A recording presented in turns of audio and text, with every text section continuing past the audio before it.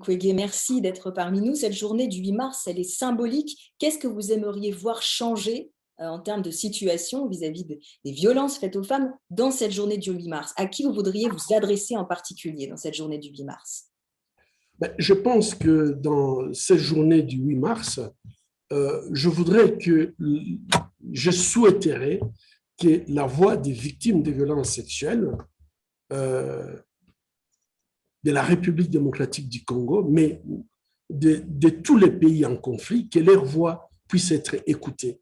Je trouve que la voix des victimes de violences sexuelles, des survivantes, n'est pas suffisamment écoutée. Et il faudrait que nous puissions nous rendre compte que nous sommes en train de mettre au banc de touche une partie de la population qui est très, très importante pour le développement de notre monde. Aujourd'hui, je pense spécialement à toutes les femmes en République démocratique du Congo et dans tous les autres pays en conflit qui attendent justice. Aujourd'hui, le 8 mars, j'aurais souhaité que les femmes puissent venir ensemble pour réclamer la lutte contre l'impunité à l'égard donc des crimes qui sont commis contre ces femmes, spécialement les crimes de violences sexuelles dans les zones de conflit.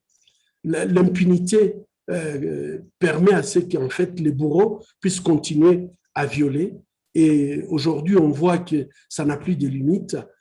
C'est à cause de l'impunité que les viols est utilisé maintenant dans plusieurs conflits comme une arme de guerre, une arme de destruction de familles, de communautés entières. Et je pense qu'aujourd'hui, on n'a pas encore pris les mesures qu'il faut pour que, effectivement, la lutte contre l'impunité puisse être effective et que quelqu'un qui abuse, détruit une femme en période de conflit, puisqu'il n'y a pas la loi, il n'y a pas la foi, et qu'il efface, puisqu'il croit que c'est un acte qu'il pose et qui va rester impuni, il faudrait absolument que la loi puisse s'appliquer. Et en République démocratique du Congo, nous sommes en train de faire un plaidoyer pour que le rapport mapping des Nations Unies, qui a inventorié 617 crimes de guerre, crimes contre l'humanité, où il y a également des crimes sexuels, que ces rapports puissent être exploités et que toutes les personnes qui ont commis ces crimes puissent répondre de leurs actes. Et ça, vous parliez justement en termes de préventif, ça passe par l'éducation de la femme. Est-ce que ça passe par l'éducation aussi de l'homme? Est-ce qu'il y a quelque chose à faire au niveau de l'homme? Aujourd'hui, quand je compare l'évolution, même sur 20 ans seulement, je dois dire que on ne peut pas aller plus loin. Les femmes se sont battues pendant 100 ans et nous devons les applaudir pour l'effort. Pendant 100 ans, les femmes se sont battues. Vous savez, les siècles passés, ça a été un siècle où les femmes ont arraché beaucoup donc de droits civils et politiques qui étaient jusque-là réservés aux hommes à titre tout simplement indicatif. C'est par l'ordonnance du 21 avril 1944 du général de Gaulle que les femmes françaises ont eu le droit de voter et même d'être éligibles, alors que les hommes avaient déjà ces droits depuis 1848. C'est à peu près un siècle. Est-ce que nous allons attendre encore un siècle, par exemple, pour voir les femmes accéder à l'égalité des salaires pour l'égalité du travail? Non, on ne peut plus attendre un siècle pour voir ces changements arriver. Et les femmes ne peuvent plus attendre ça. C'est pour cette raison que je crois que les hommes doivent s'engager à côté des femmes.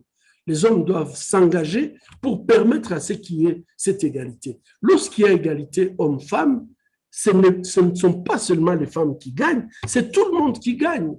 D'abord les enfants, mais aussi toute la société. Et donc, je pense qu'aujourd'hui, les hommes qui s'engagent pour accélérer cette égalité, pour qu'on n'attende pas 100 ans comme on a attendu, les femmes françaises ont attendu pour avoir les droits de vote, vont s'apercevoir très rapidement qu'en accélérant cette égalité, en fait, c'est toute la société qui gagne. Et moi, je prêche la masculinité positive. Et aujourd'hui, je trouve c'est très, très intéressant de voir le nombre de livres qui s'écrivent sur la masculinité positive, l'engagement des hommes pour l'égalité homme-femme. Et je pense que nous sommes sur une bonne pente, mais on a besoin des hommes. On a besoin que les hommes s'engagent. Et il ne faut pas que les hommes qui s'engagent aient le sentiment qui s'engagent pour les femmes. Ils s'engagent pour la société, pour la bonne marche de la société, et ils s'engagent pour nous tous. Merci, Dr Mukwege. Un dernier message d'espoir en ce 8 mars, une dernière phrase. Dernière phrase pour le 8 mars, je voulais tout simplement dire que ce 8 mars, le droit des femmes puisse être reconnu dans tous les pays où elles sont encore opprimées et que l'impunité pour les crimes sexuels puisse cesser. Merci beaucoup, Dr Mukwege.